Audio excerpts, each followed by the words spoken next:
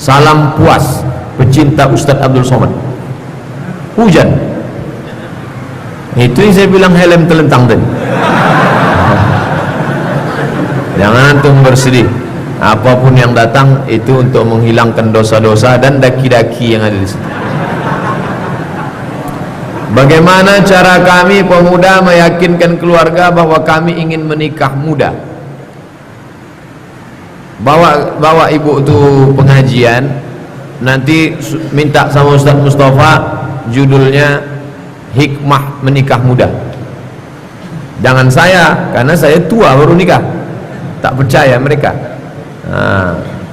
Siapa Ustaz? Oh, Ustaz Imam Masjid An-Nur. Ustaz apa? Yang menikah muda. Ustaz Sofi. Ustaz Sofi minta. Judulnya Indahnya Menikah Muda.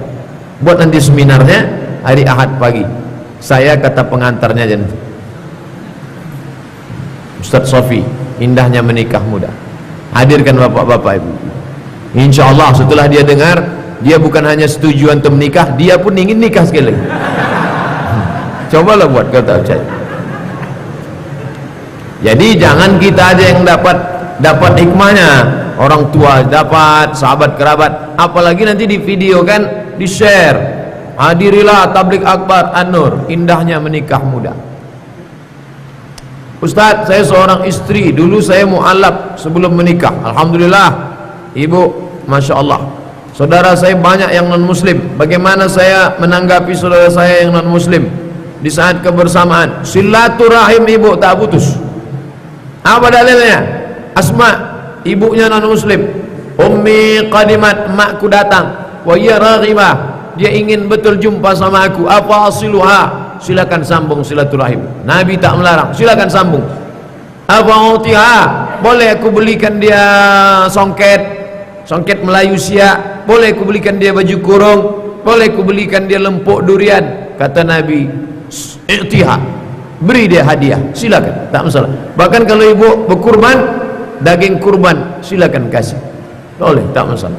Tapi kalau sudah masalah ritual, jangan. Wala ana abidum ma'abadtum wala antum abiduna ma'abud lakum dinukum waliyadi.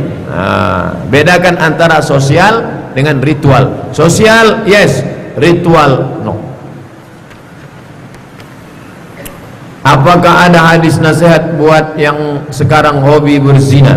Saya sudah takut sekali sekarang karena dosa tersebut, tapi hobi karena saya frustasi disebabkan ekonomi keluarga. Begitu juga sana. Antum masalah zina ni tak perlu hadis, tak usah pakai hadis, ayat Quran.